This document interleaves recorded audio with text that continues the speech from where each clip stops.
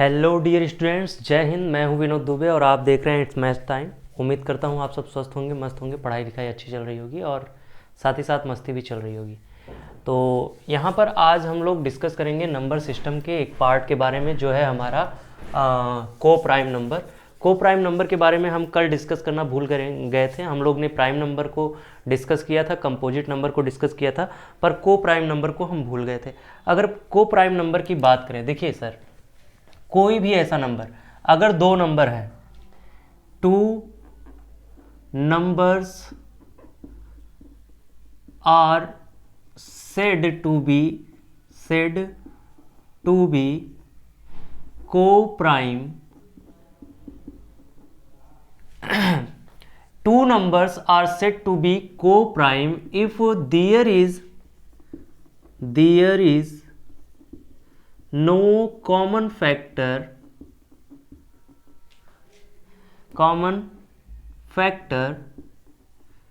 between them other than one।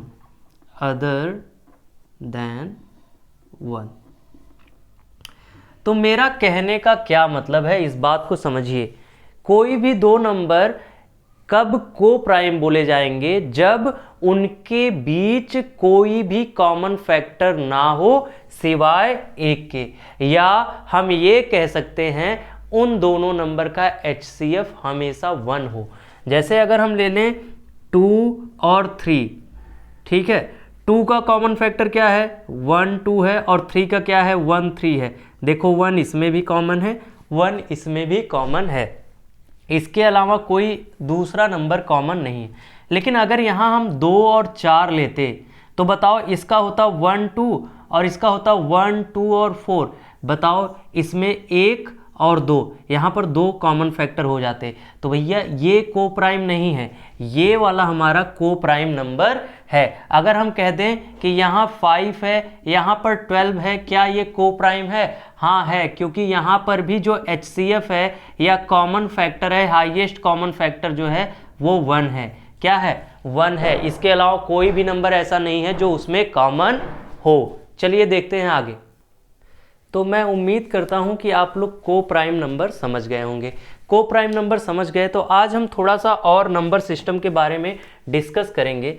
जैसे कि हमारा जो नंबर सिस्टम है यानी नंबर है, उसकी वैल्यू क्या होती है, उसकी फेस वैल्यू क्या होती है, प्लेस वैल्यू क्या होती है, ओरिजिनल वैल्यू क्या होती है, इन सब चीज़ों के बारे में हम डिस्कस करेंगे। तो चलिए देखते हैं नेक्स्ट टॉपिक के बारे में।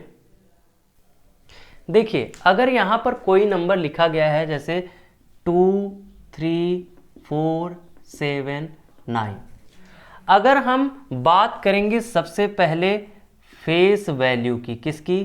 फेस वैल्यू, या हम कहें लोकल वैल्यू, क्या कहें? लोकल वैल्यू कहें, या हम कहें एक्यूरेट वैल्यू, क्या कहें? एक्यूरेट वैल्यू कहें, या हम कह सकते हैं face value, local value, accurate value, या ओरिजिनल वैल्यू कह सकते हैं। क्या कह सकते हैं? वो ओरिजिनल या रियल वैल्यू कह सकते हैं। क्या कह सकते हैं? Real value. तो भैया चाहे हम फेस वैल्यू बोले, चाहे लोकल वैल्यू बोले, एक्यूरेट वैल्यू बोले, रियल वैल्यू बोले, इन सब का मतलब एक ही होता है। सीधी सी साफ सी बात क्या है कि face value, local value, accurate value या रियल वैल्यू, ये सब एक ही के क्या है? सिनोनिम है, समझ लो। क्या है? सिनोनिम है। तो यहां पर अगर हम 2 की फेस वैल्यू बोले, फेस वैल्यू अगर हम बोले 2 की, तो वो 2 ही होगी। यानी कि जब आप अपना चेहरा देखते हैं तो क्या आप ही दिखते हैं या कोई और दिखता है? आपके अंदर के राम या रावण, ऐसा तो कुछ होता नहीं है, आपका चेहरा दिखता है। लोग कहते हैं ना, मेरे मन के अंदर ही राम है और रावण है। तो भैया क्या आपको राम दिखाई देते हैं या रावण दिखाई देते हैं? नहीं, अपना चेहरा दिखाई देता है। तो उसी तरीके से 1 की फेस वैल्यू 1, 2 की फेस वैल्यू 2, 3 की फेस वैल्यू 3, 4 की फेस वैल्यू 4, इसी तरीके से 5 की 5, 6 की 6, 7 की 7, 8 की 8, 9 की 9 और 0 की 0 होती है फेस वैल्यू। अगर यहाँ पर हम फेस वैल्यू को लोकल वैल्यू बोले एक्यूरेट वैल्यू बोले या रियल वैल्यू बोले, तो आपको एक ही चीज समझनी है कि हम क्या कह रहे हैं, उसके फेस वैल्यू के बारे में बात कर रहे हैं। पहले क्या होता था, एग्जाम में आता था प्लेस वैल्यू और फेस वैल्यू। आजकल आपको कंफ्यूज करने के लिए और डिस्ट्रैक्शन पैदा करने के लिए क्या करते हैं, इन सब नामों का सहारा लेते हैं। चलिए देखते हैं नेक्स्ट प्लेस वैल्यू के बारे में। प्लेस वैल्यू के बारे में आप लोग तो पढ़े होंगे छोटी क्लासेस में, लेकिन यहाँ पर हमने जैसा कि कहा था कि आपको फंडामेंटल यानी कि बेस से ही बताएंगे पूरा। तो यहाँ देखिए, जैसे अब हम बात करें कि ये प्लेस वैल्यू क्या होगी, जैसे 9 की बात करें, किसकी, 9 की बात करें, तो 9 सबसे किनारे वाले में किससे मल्टीप्लाई करना है, 1 से। दूसरे वाले में 10 से, किससे मल्टीप्लाई करना है, 10 से। तीसरे वाले में 100 से, क्या है यहाँ 4 है इंटू 100।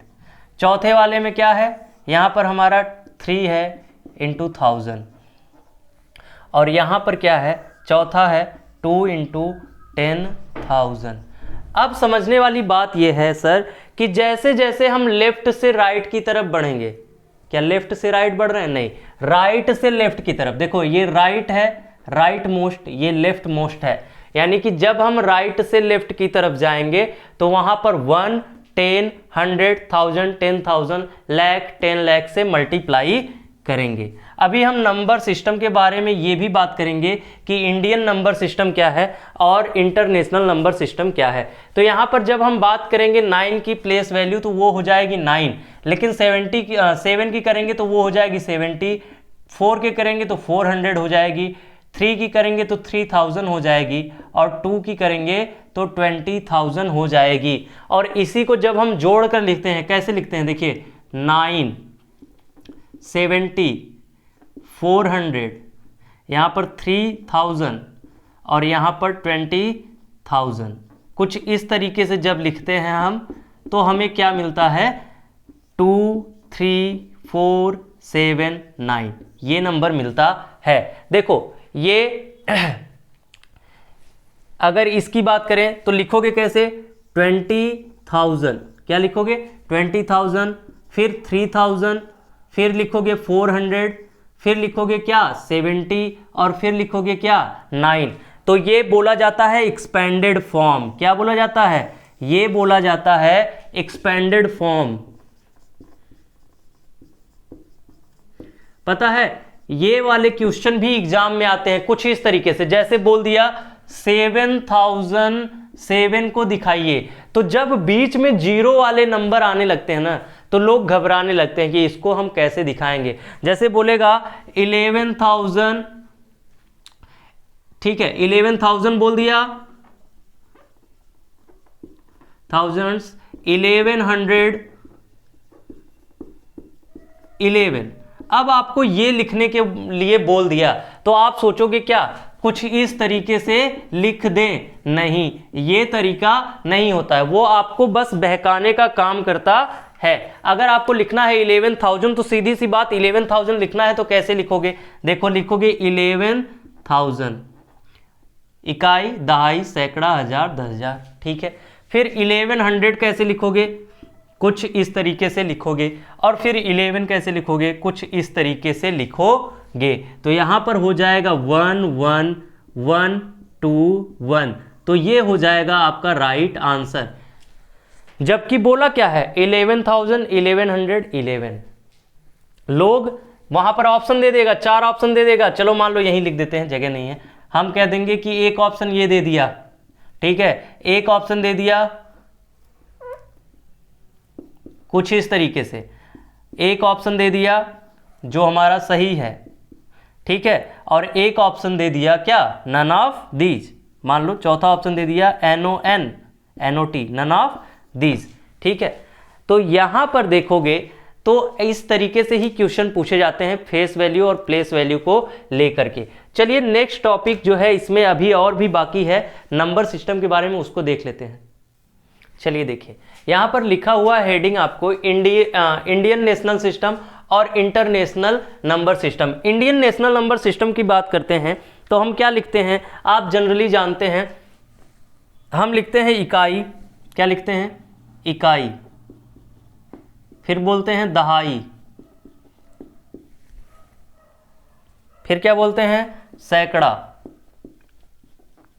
इंग्लिश में भी लिखूंगा, टेंशन मत लीजिए। इकाई, दहाई, सैकड़ा, हजार, 10,000, 10,000, लाख, 10 लाख, करोड़ और 10 करोड़। क्या लिखते हैं? 10 करोड़। ठीक है, कुछ इस तरीके से अगर लिखोगे वंस, टेंस, हंड्रेड्स, हंड्रेड्स लिखते हैं, थाउजेंड्स, क्या हो गया 10,000, 10,000 लिख दिया, फिर लिख दिया लाख, फिर क्या लिख दिया 10 लाख, फिर लिख दिया करोड़ और हो गया 10 करोड़। ठीक, कुछ इस तरीके से अगर फॉर्म में लिखोगे, कैसे फॉर्म में लिखोगे? 10 के पावर के फॉर्म में लिखोगे तो इसको लिखोगे 10 के पावर 0, दैट इज 1। किसी भी नंबर के पावर जो होता है 0 तो वो वैल्यू देता है 1। अभी मैं उसके बारे में भी डिस्कस करूंगा। इसका हो गया 10 के पावर 1, इसका हो गया 10 के पावर 2, इसका हो गया 10 के पावर 3, 10 के पावर 4, 10 के पावर 5, 10 के पावर 6, 10 के पावर 7 और 10 के पावर 8। कुछ इस तरीके से दिखाओगे, मतलब कि यहाँ पर 1 के आगे कोई जीरो नहीं, यहाँ 1 के आगे 1 जीरो, यहाँ 1 के आगे 2 जीरो, यहाँ 3 जीरो, यहाँ 4 जीरो, यहाँ 5 जीरो, 6 जीरो, 7 जीरो और 8 जीरो होगा। ये तो बात हो गई हमारे इंडियन नंबर सिस्टम की। जब हम इंटरनेशनल नंबर सिस्टम की बात करेंगे तो हम वहाँ पर भी क्या लिखेंगे? इकाई। क्या लिखेंगे? इकाई, दहाई, सैकड़ा, हजार, 10,000, 10,000। अब हमारे यहां 10,000 के बाद क्या आता था? लाख। तो यहां पर आएगा 100,000। क्या आएगा? 100,000। ठीक, क्या आएगा? देखो, इकाई, दहाई, सैकड़ा, हजार, 10,000, लाख। लाख की जगह क्या आ गया? 100,000। यहां पर फिर आएगा 10 लाख, तो यहां पर क्या हो जाएगा? मिलियन।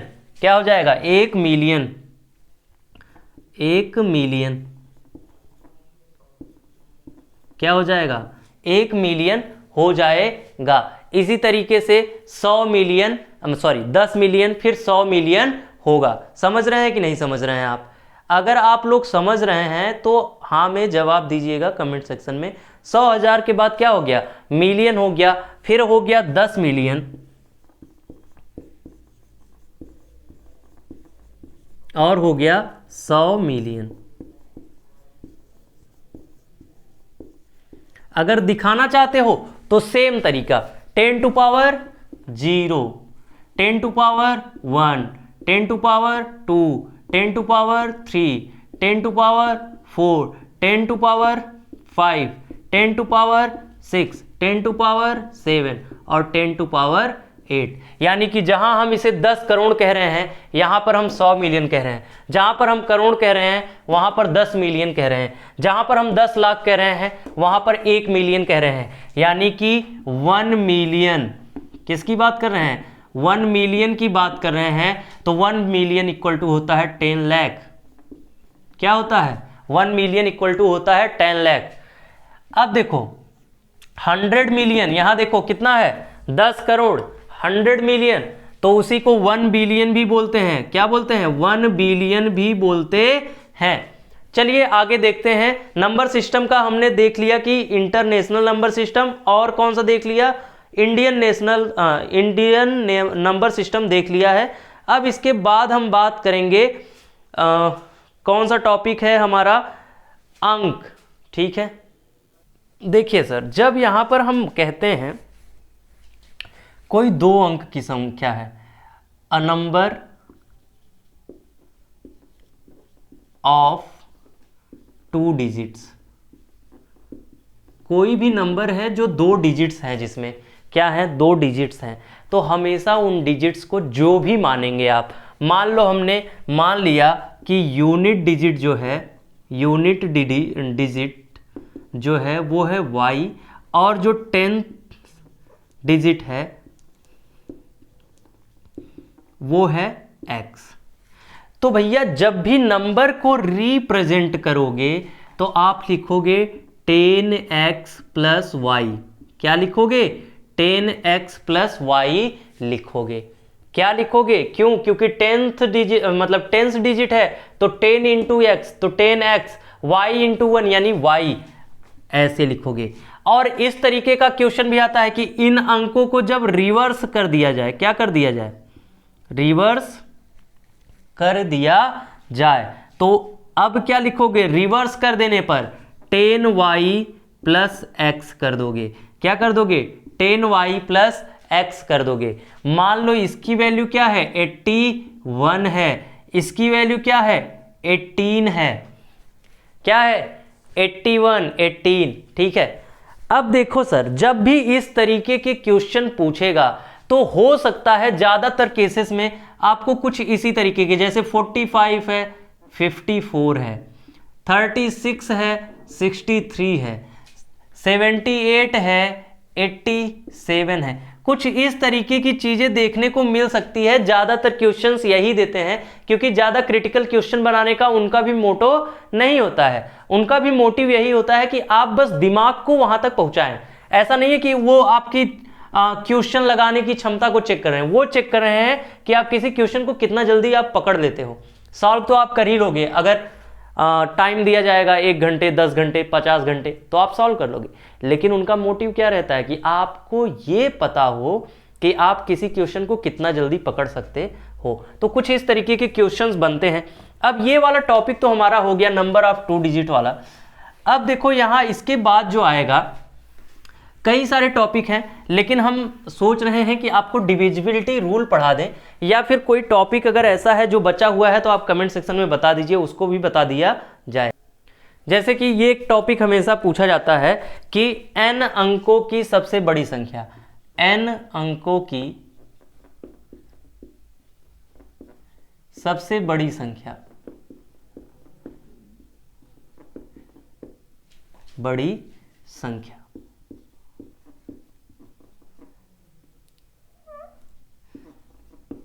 तो बेटा समझो इस बात को कि जो n होता है, अगर मान लो 1 ले लें तो 1 तो सबसे छोटी है, 0 के बाद तो सबसे छोटी संख्या है 1।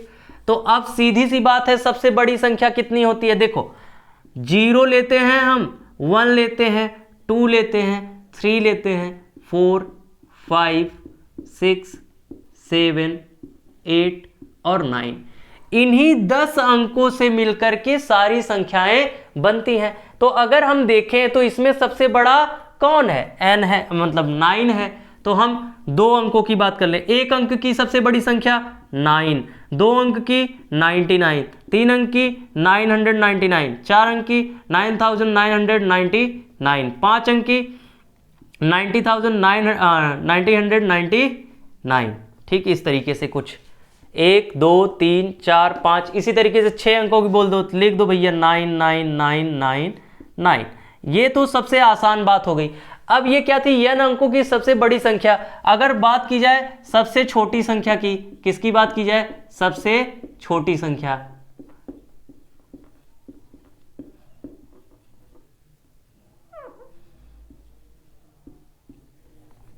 दो अंकों की सबसे छोटी संख्या सर, 2 अंक, 1 लिखो, उसके आगे एक 0 बढ़ा दो।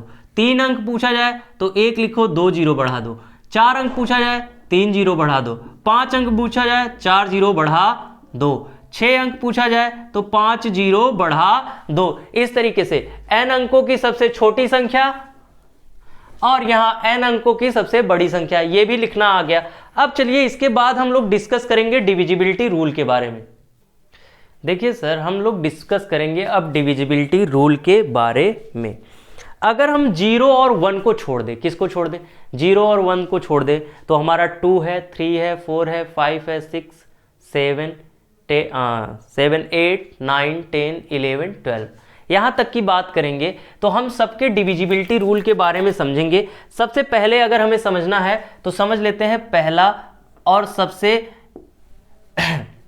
जरूरी है 2 से। 2 से बेटा अगर आपको समझना है कि 2 से कोई नंबर कब डिविजिबल होगा, तो जब किसी नंबर की यूनिट डिजिट क्या हो, 0 हो, 2 हो, 4 हो, 6 हो, 8 हो। यानी कि जब किसी भी नंबर के लास्ट में 0 दिख जाए, 2 दिख जाए, 4 दिख जाए, 6 दिख जाए, 8 दिख जाए, तो वो नंबर 2 से डिविजिबल होगा। क्या होगा? Divisible by 2। अगर एग्जाम्पल की बात करें तो देखिए सर, कोई भी आप नंबर ले सकते हो। जैसे हमने कह दिया 256 या 560 या हमने कह दिया 132 या हमने कह दिया 324 या हमने कह दिया 228। अब देखो, चाहे ये हो, लास्ट में क्या है? यूनिट डिजिट 6 है, लास्ट में यूनिट डिजिट क्या है? 0 है, यहाँ 2 है, यहाँ है 4 और यहाँ है 8। इसका मतलब ये है कि ये भी 2 से पूरी तरीके से डिविजिबल होगा, ये भी पूरी तरीके से, ये भी पूरी तरीके से, ये भी पूरी तरीके से और ये भी 2 से पूरी तरीके से डिविजिबल होगा। क्यों? क्योंकि हमारे यूनिट डिजिट में 2 है, 0 है, 4 है, 6 है और 8 है। चलिए हम 3 से डिविजिबिलिटी रूल के बारे में समझ लेते हैं। 3 से डिविजिबल होने के लिए क्या शर्त होनी चाहिए? सर, किसी भी नंबर को 3 से डिविजिबल होने के लिए क्या होना चाहिए? चलिए देख लेते हैं क्या होना चाहिए भैया। 3 से डिविजिबल होने के लिए डिविजिबल बाई 3 क्या है? If the sum of the digits of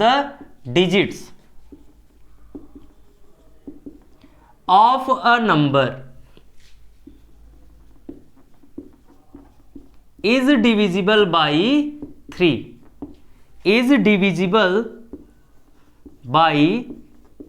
3, then the number will also be divisible by 3। यानी कि समझो इस बात को, अगर कोई भी नंबर दिया गया हो, कोई भी नंबर, उसके सारे डिजिट्स को जोड़ लो। जैसे हमने कह दिया कि 1 2 3, ठीक है। अब मैंने कहा कि 1 2 3 यानी 123 या कह लो 123, क्या ये 3 से डिविजिबल होगा? तो हमको क्या करना है? कर देना है 1 + 2 + 3। अब देखो 3 2 5 1 6, ये आ गया 6। भैया बताओ क्या 6 3 से डिविजिबल है? 6 3 से डिविजिबल है? हाँ है। इसका मतलब 123 भी 3 से डिविजिबल होगा। कितना भी बड़ा नंबर ले लो 7 3 2 1 6 9 1 3 4 7 2। अब हमें बताओ ये नंबर 3 से डिविजिबल है क्या? चलो 7 3 10 2 12 1 13 6 19 और 19 क्या हो गया? 28 29 3 हो गया 32 36 और 38 प्लस कितना हो गया? 7 45। अब बताइए क्या ये 45 जो आया, एक बार क्रॉस चेक कर लीजिए, 7 3 10 2 12 1 13 6 19 9 28 29 3 32 4 36 2 38 7 45। तो यहां 45 आया है। क्या ये 3 से डिविजिबल है? हाँ डिविजिबल है, यानी कि ये पूरा नंबर 3 से डिविजिबल होगा। क्या होगा? 3 से डिविजिबल होगा। तो चाहे जितना बड़ा नंबर हो उसके सारे डिजिट्स को जोड़ डालिए और देख लीजिए कि क्या जो सम आ रहा है वो 3 से डिविजिबल है। अगर है तो वो नंबर भी 3 से डिविजिबल होगा। तो नेक्स्ट पॉइंट क्या है सर? अगर हम डिविजिबिलिटी बाई 4 की बात करें, डिविजिबिलिटी बाई 4 की बात करें, देखिए टर्म्स जो होते हैं, डिफिनीशंस, अगर मैं डिफिनीशंस लिखवाऊंगा तो क्लासेस लंबी हो जाएंगी, लेकिन चलो मैं कोशिश करूंगा। क्या है डिविजिबल बाई 4? Divisible by 4। अब कोई भी नंबर डिविजिबल बाई 4 कब होगा? समझो, last 2 digits of the given number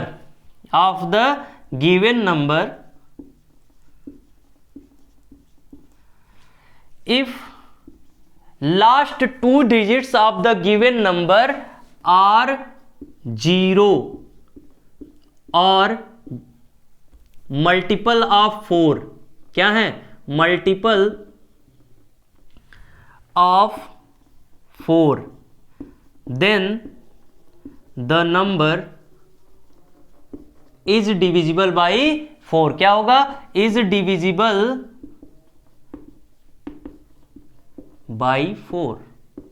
समझिए क्या कहना चाहता है कि कोई नंबर दे दिया, जैसे हमने कहा 100, 200, 500, 700, 4800, लास्ट में 2 जीरो है, 2 जीरो है, 2 जीरो है, 2 जीरो है, इसका मतलब ये 4 से डिविजिबल होगा। किसी भी हाल में इसे 4 से कटना ही पड़ेगा। लेकिन अगर हम बात कर दें 124, 126, 128, अब इन तीनों में से 4 से डिविजिबल कौन है? तो देखो भैया 24 4 के टेबल में आता है कि नहीं? 4 छक्के 24। और क्या 26 आता है? तो नहीं, ये नहीं। लेकिन 28 आता है क्या? 4 सते 28, यानी कि 4 7 जा 28, यानी ये 4 से डिविजिबल है, ये 4 से डिविजिबल है। ये 2 डिजिट देखना है लास्ट का, ये अगर लास्ट के 2 डिजिट 4 से डिविजिबल है तो पूरा नंबर 4 से डिविजिबल होगा, या लास्ट के 2 डिजिट क्या है? 0 है, तब भी 4 से डिविजिबल होगा। चलिए नेक्स्ट देख लेते हैं डिविजिबिलिटी बाई 5, यानी डिविजिबल बाई 5। कोई भी नंबर 5 से कब डिविजिबल होगा? सबसे आसान जो है इसी का है, 5 का ही, कि डिविजिबल बाई 5 की बात करोगे सर तो यूनिट डिजिट उस नंबर का या तो 0 होना चाहिए या तो 5 होना चाहिए। कोई भी नंबर हो अगर उसका यूनिट डिजिट 5 है या 0 है तो वो 5 से डिविजिबल होगा। एग्जाम्पल के लिए अगर 10 ले लिया जाए, 125 ले लिया जाए, 65 ले लिया जाए, 75 ले लिया जाए, 225 ले लिया जाए, तो ये सारे नंबर जो हैं किससे डिविजिबल होंगे? 5 से डिविजिबल होंगे। क्यों? क्योंकि या तो लास्ट में 0 है यूनिट डिजिट पे या तो 5 है। समझ गए सर? चलिए देखिए नेक्स्ट जो है डिविजिबिलिटी बाई 6। क्या है? डिविजिबिलिटी बाई 6 की बात करें तो क्या होना चाहिए? डिविजिबिलिटी बाई 6 भी बहुत आसान है, अगर आप समझेंगे तो आपको समझ में आ जाएगा। डिविजिबिलिटी बाई 6 की बात करें तो क्या होगा? If a number is divisible by both, is divisible by both 2 and 3, then the number will also be divisible by 6, will also be divisible by 6। यानी कि कोई भी नंबर हो अगर वो 2 के यानी 2 के डिविजिबिलिटी रूल को फॉलो करता है, 3 के डिविजिबिलिटी रूल को फॉलो करता है, तो इसका मतलब है कि वो 6 से भी डिविजिबल होगा। जैसे अगर छोटे नंबर को देखो, 18 देख लो, क्या है 18? ये तो आपको पता है कि 6 से डिविजिबल है, लेकिन समझो लास्ट में क्या है? 8 है, यानी ये 2 से डिविजिबल है। 8 + 1 9, ये 3 से डिविजिबल है, तो यानी ये 2 से भी डिविजिबल है, ये 3 से भी डिविजिबल है, तो ये 18 जो है 6 से भी डिविजिबल होगा। क्या होगा? 6 से भी डिविजिबल होगा। अगर कोई बड़ा नंबर लेना चाहते हो ले लो, जैसे अगर हम बात करें 333, तो क्या ये 2 से डिविजिबल है? लास्ट में यूनिट डिजिट क्या 0 है, 2 है, 4 है, 6 है, 8 है? नहीं, ठीक है, नहीं डिविजिबल है। लेकिन अगर हम बात कर लें 6 की, किसकी? 336 की, तो ये तो डिविजिबल बाई 2 है, ये तो पता चल गया। अब देखो 3 + 3 + 6, 3 3 6 6 12 आ गया। क्या ये 3 से डिविजिबल है? हाँ, इसका मतलब जो है 336 will also be divisible by 6 होगा। समझ गए सर? डिविजिबिलिटी बाई 6 भी पता चल गई। चलिए आगे देख लेते हैं। डिविजिबिलिटी बाई 7 देखिए बहुत जगह नहीं बताया जाता है क्योंकि ये ज़्यादा रूल्स को फॉलो नहीं करता है, फिर भी यहाँ हम देख लेते हैं। क्या देखना है? Divisibility by 7। डिविजिबिलिटी बाई 7 यानी कि कोई नंबर 7 से कब डिविजिबल होगा सर? जैसे मान लो हम कोई ऐसा नंबर लेते हैं ना जो हमें पता हो कि 7 से डिविजिबल हो, तब आपको ज़्यादा समझ में आएगा। जैसे 49 है लेकिन ये 2 डिजिट का है, बहुत छोटा नंबर है। लेकिन 343 की बात कर लें, किसकी? 343 की बात कर लें। 7 4 जा क्या होगा? 28 और बचेगा 6 और 7 9 जा 63। तो देखो सर क्या करना है, लास्ट वाले डिजिट का कर देना है 2 गुना। क्या कर देना है? यूनिट डिजिट का कर देना है 2 गुना और जो आए बाकी में से घटा देना है। क्या आया? 3 2 जा 6, ये आ गया 28। अब देखो ये जो 28 मिला है, ये जो 28 मिला है, अगर वो 7 से डिविजिबल है तो ये पूरा नंबर डिविजिबल होगा 7 से।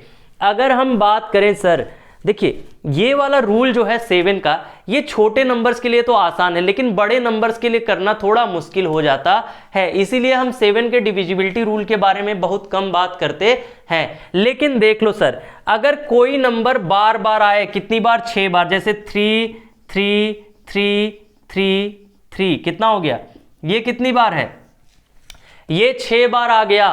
तो भैया ये 7 से भी डिविजिबल होगा, 11 से भी डिविजिबल होगा, 13 से भी डिविजिबल होगा, 37 से भी डिविजिबल होगा और 1001 से भी डिविजिबल होगा। कितने नंबर से? ये 7 से भी डिविजिबल होगा, 11 से, 13 से, 37 से और 1001 से भी डिविजिबल होगा। अगर कोई नंबर देख लो, यहां पर एक चीज और देख लो कि 2 3 4 2 3 4 कुछ इस तरीके का नंबर आ जाए सर, तो ये भी 7 से डिविजिबल होगा। ठीक है, अगर कोई नंबर ऐसे आ जाए 2 3 2 3 2 3 यानी कि 2 2 का पेयर बनाए तो वो भी 7 से डिविजिबल होगा। 7 से डिविजिबल होने के साथ साथ समझिए सर, समझिए, देखिए 7 से डिविजिबल होने के साथ साथ ये 11 13 और 1001 से भी डिविजिबल होगा। और यहाँ पर ये 7 13 और 37 से भी डिविजिबल होगा। ये बात अगर आपको समझ में आ गई है तो एक बार कमेंट सेक्शन में बता दीजिएगा कि हाँ हमें ये बात समझ में आ गई है। अगर डिविजिबिलिटी बाय 7 की बात करें तो कोई भी नंबर लगातार 6 बार आ जाए या 3 3 के पेयर में आ जाए या 2 2 के पेयर में आ जाए तो हम 7 से तो वो डिविजिबल होगा ही। उसके साथ साथ 11 13 1001 से ये वाला डिविजिबल होगा। ठीक है सर, और ये वाला किससे होगा? 7 13 और 37 से होगा। और ये वाला जो होगा 7 11 13 37 और 1001 से डिविजिबल होगा। किस टाइप का? इस टाइप का। अब कोई भी नंबर हो 2 2 2 2 2 2 3 3 3 3 3 3 चाहे 7 7 7 7 7 और 7 हो, कोई भी नंबर हो जो 6 बार लगातार कंटिन्यू आ जाए या इस फॉर्म में आ जाए या इस फॉर्म में आ जाए तो वो 7 से तो डिविजिबल होगा, इतना जान लीजिए। इसके अलावा अलग अलग है, अगर सिर्फ 6 नंबर एक ही जैसे हैं तो 11 13 37 101 से होगा। अगर इस तरीके के हैं, 2 पेयर में है 3 3 के तो ये 7, 11, 13 1001 से, और दो दो के पेयर में है तो 7, 13 और 37 से डिविजिबल होंगे। इतनी बात अगर आप समझ गए हैं, चलिए नेक्स्ट टॉपिक पे चलते हैं। देखिए नेक्स्ट नंबर है डिविजिबल बाई 8। डिविजिबल बाई 8 की जब भी हम बात करेंगे ना, लास्ट थ्री डिजिट्स या तो 0, 0, 0 हो, या फिर मल्टीपल ऑफ 8 हो, मल्टीपल ऑफ 8 हो, या इसी को कह सकते हैं डिविजिबल बाई 8 हो। अब 3 नंबर की तो डिविजिबिलिटी आपको आती है, डिविजिबल बाई 8 हो, ठीक है। जैसे अगर हम बात करें कोई भी नंबर हो, अगर उसके पीछे 3 जीरो है, जैसे 1000, 2000, 5530, तो ये जितने भी नंबर हैं, क्योंकि लास्ट में 3 जीरो यहां पर भी, यहां पर भी और यहां पर भी है, तो ये 8 से डिविजिबल होगा, पहली चीज। दूसरी चीज, कोई ऐसी नंबर लिख लो जैसे 1, 1, 2, 2, 4, क्या देखो लास्ट के 3 डिजिट देखो, 8 2 जा 16, कितना हो गया, 8 2 जा 16 और 6 बचा 4, 64, 8 8 जा 64, तो भैया ये 8 से डिविजिबल होगा। क्यों? क्योंकि 224 जो है वो 8 से डिविजिबल है। अब इसके आगे कितनी भी बड़ी संख्या लगा दो, 5, 9, 2, 1, 6, कितनी भी बड़ी नंबर को जोड़ दो इसके पहले, कोई दिक्कत नहीं है, क्योंकि हमारा लास्ट का 3 डिजिट जो है 8 से डिविजिबल है, हमें कोई दिक्कत नहीं है। हमें पता चल गया कि ये जो है या तो लास्ट में 3 डिजिट 0 हो, या लास्ट का जो 3 डिजिट है वो डिविजिबल हो 8 से। चलिए 8 के बाद किसका नंबर आता है, 9 का नंबर आता है। 9 को भी देख लेते हैं। सर यहाँ पर आप मन लगा के पढ़िए, मैं आपको गारंटी देता हूँ कि टेट हो, सुपर टेट हो या सी टेट हो, या इसके अलावा जो अभी वैकेंसी आने वाली मतलब आ चुकी है, जिसके फॉर्म भी भरे जा चुके हैं, केवीएस की वैकेंसी हो, आपका मैथ में फुल ऑन फुल मार्क आएगा। बस यहाँ पर आप हमारे साथ बने रहिए। देखिए हम पहले कॉन्सेप्ट बताएंगे, उसके बाद आपको प्रैक्टिस सेट भी करवाएंगे। तो कॉन्सेप्ट के साथ ऐसा नहीं है कि सिर्फ कॉन्सेप्ट ही बताएंगे, कॉन्सेप्ट के साथ आपको एग्जाम्पल भी देंगे ढेर सारे। लेकिन अगर प्रैक्टिस सेट की बात करें तो पहले कॉन्सेप्ट आना जरूरी है। जब हमारे पास कॉन्सेप्ट की जानकारी अच्छे से हो जाती है तो हम किसी भी तरीके के क्वेश्चंस कर सकते हैं। जैसे डिविजिबिलिटी बाय 9 की बात करें तो क्या होना चाहिए, यहां पर sum of digits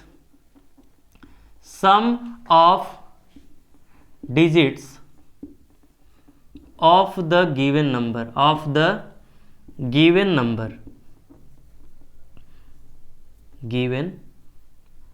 number is divisible by,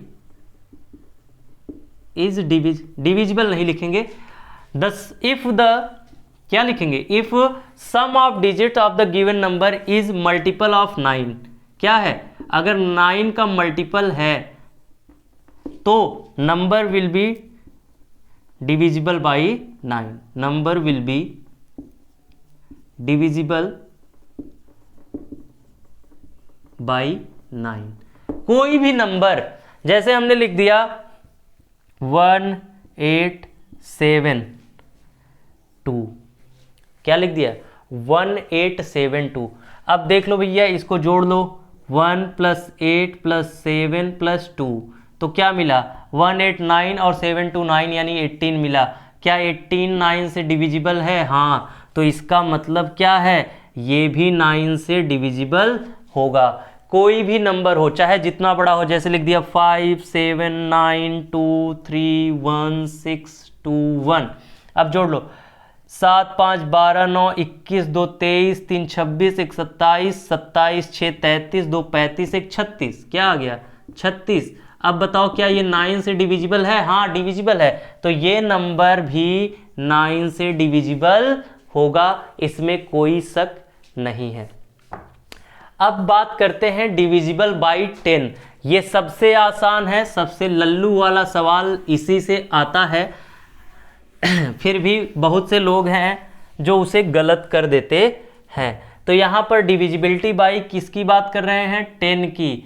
तो क्या होना चाहिए? सीधी सी बात, unit digit of the number of the given number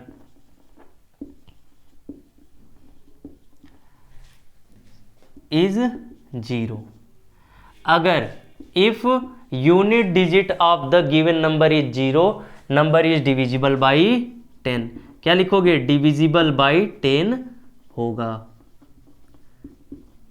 एकदम आराम से ये बात समझ लीजिए, किसी भी नंबर का लास्ट डिजिट जिसको यूनिट डिजिट कहते हैं, अगर वो 0 है तो इसका मतलब है कि वो जो है 10 से डिविजिबल है। अब इसके बाद आ जाता है सर डिविजिबिलिटी बाई 11। क्या आ जाता है? डिविजिबिलिटी बाई 11 आ जाता है। Divisibility by 11। अगर डिविजिबिलिटी बाई 11 की बात करें तो कोई भी नंबर लिख लो, ठीक है। जैसे हमने लिख लिया 1 3 3 1, ठीक है सर। यहां पर क्या करना है? आपको अल्टरनेट डिजिट को जोड़ना है, यानी ये जोड़ दो, ये जोड़ दो, यानी कि इवन नंबर के डिजिट्स को एक साथ जोड़ दो और ऑड नंबर के डिजिट्स को एक साथ जोड़ दो। तो देखो 1 2 3 4, तो 1 3 एक साथ जोड़ोगे, 2 और 4 को एक साथ जोड़ोगे तो 1 + 3 क्या आया? 4। यहां पर क्या आया? 1 + 3 क्या आया? 4। अब देखो इसका सम कितना आया? 4। इसका सम कितना आया? 4। इन दोनों को माइनस कर दो, तो वो अगर 0 आता है, 11 आता है, 22 आता है, 33 आता है, यानी कि या तो 0 आ जाए या तो मल्टीपल ऑफ 11 आ जाए, तो number should be, number is divisible by 11 हो जाएगा।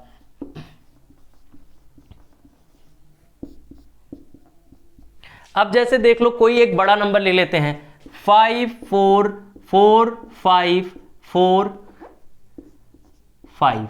देखो सर क्या करना है आपको? इवन डिजिट्स को जोड़ना है ऑड को, तो 1 2 3 4 5 6, तो यहां 1 हो गया, ये 2 हो गया, ये 3, ये 4, ये 5 और ये 6, यानी कि 1 3 और 5 को एक साथ जोड़ना है, 2 4 और 6 को एक साथ जोड़ना है। जोड़ो, देखो क्या आता है? 5 + 4 + 4 क्या आया? 5 + 4 + 4, 5 + 4 + 4, और यहां पर क्या है? 4 + 5 + 5, यहां पर क्या है? 4 + 5 + 5, तो भैया ये कितना हो गया? 5 5 10 + 4 14 हो गया, और ये क्या हो गया? 5 4 9 4 13 हो गया। तो हमें ये बताइए, सॉरी यहां 4 4 8 5 13, ठीक है, यहां 13 और ये 14 हो गया। अब बताओ 14 - 13 करने पे क्या 0 आ रहा है? क्या नहीं आ रहा है?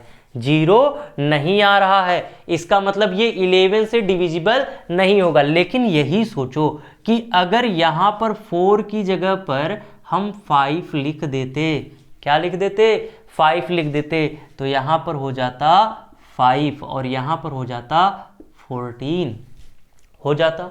तो बताओ 14 और -14 क्या हो गया? 0। इसका मतलब ये क्या है? डिविजिबल है 11 से। किससे डिविजिबल है? ये 11 से डिविजिबल है, ठीक है। देखिए 11 तक हो गया, हम 12 तक पढ़ते हैं, उससे ज़्यादा नहीं पढ़ते हैं, उसके बाद हमें अपने मन से ही करना होता है, क्योंकि थोड़ा सा दिमाग भी लगाना जरूरी है। हमेशा शॉर्ट ट्रिक या कॉन्सेप्ट ही यूज करके हम नहीं कुछ कर सकते। जब हमारा कॉमन सेंस काम नहीं करेगा तो हमारे कॉन्सेप्ट की भी ऐसी की तैसी हो जाएगी और ट्रिक्स की भी ऐसी की तैसी हो जाएगी। तो हमें ट्रिक्स और कॉन्सेप्ट के साथ साथ अपने प्रेजेंस ऑफ माइंड को यानी कॉमन सेंस को भी बनाए रखना होगा।